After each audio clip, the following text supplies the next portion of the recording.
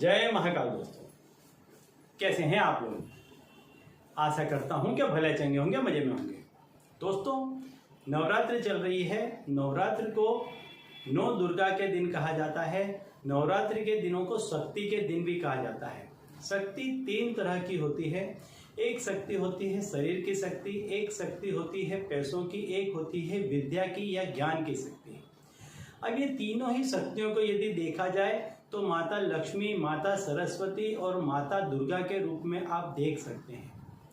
और जो 9 दुर्गा के दिन होते हैं, इसमें माता स्वयं, शक्ति स्वयं धरा पर विचरण करने के लिए आती हैं, पूरे संसार में प्राण फूंक देती हैं, समस्त चीज़ों को जीवंत कर देती हैं।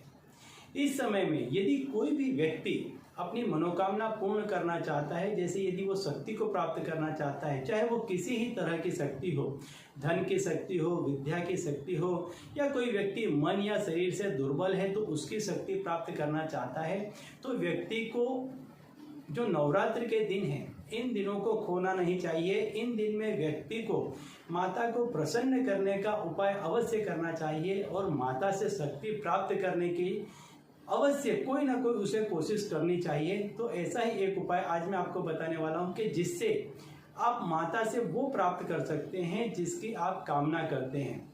और इन दिनों में क्योंकि माता जो है वो हर जगह विद्यमान होती हैं, क्षण क्षण में उनका अस्तित्व पाया जाता है, तो इन दिनों में यदि आप कोई भी उपाय करते हैं, चाहे छोटे से छोटा ही उपाय आप क्यों ना करते हो, लेकिन उस उपाय से आपकी जो भी मनसा है, जो भी आपके मन के भाव है, वो तुरंत फलीभूत होते हैं, आपकी इच्छा तुरंत पूरी होती है।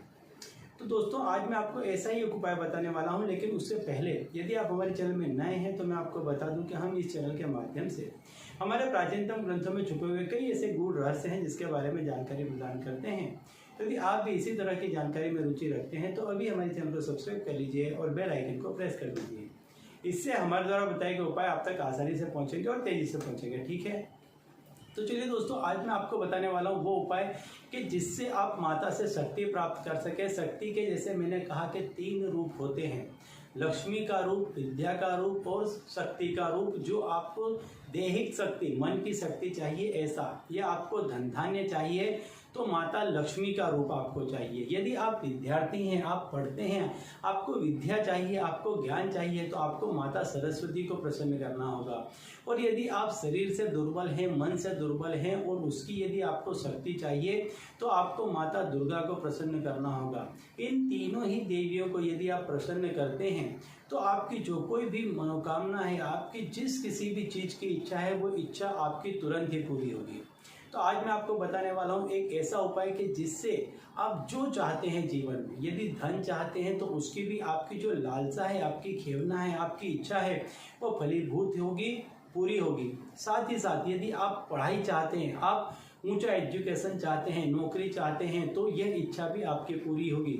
यदि आप बीमार हैं, अशक्त हैं, आप दुर्बल हैं, आपको बल चाहिए, शक्ति चाहिए, तो यह इच्छा भी आपकी पूरी होगी। तो आपको करना क्या है, यह मैं आपको बता देता हूँ कि आपको ऐसे ब्राह्मण को देखना है जो माता के मंदिर में पुजारी हो, सेवा करता हो। जो भी व्यक्ति जो माता के मंदिर में सेवा देता हो, पूजा करता हो, भक्ति करता हो, ऐसे व्यक्ति को आपको ढूंढ करके पीले वस्त्र में 5 फल, ऋतु के 5 फल आपको उस ब्राह्मण को देने चाहिए और उसके पैर छू करके आशीर्वाद लेना चाहिए। ऐसा करने से माता अति शीघ्र प्रसन्न होती हैं और आपकी जो कोई भी इच्छा है उसे पूरी करती हैं। तो इन 9 दिनों में किसी भी दिन, जब भी आपको समय मिले, पूरे दिन में कभी भी आप, जो भी व्यक्ति जो माता के मंदिर में पूजा करता हो, सेवा करता हो, ऐसे पुजारी को आप पीले वस्त्र में 5 फल, ऋतु के कोई भी 5 फल आप ले लें और ऐसे व्यक्ति को आप दान दें और अपनी इच्छा को मन ही मन बोलते हुए ऐसे व्यक्ति के, ऐसे पुजारी के, ऐसे संत के आप पैर छुएं, ऐसे ब्राह्मण के आप पैर छुएं।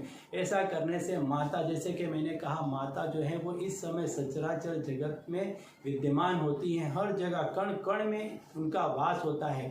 जब वो आपके ऐसे कर्मों को देखती हैं, जब आप ये कर्म करते हैं, तो तुरंत ही पसीज जाती हैं, प्रसन्न हो जाती हैं और व्यक्ति को तुरंत ही मनोवांछित फल प्रदान करती हैं।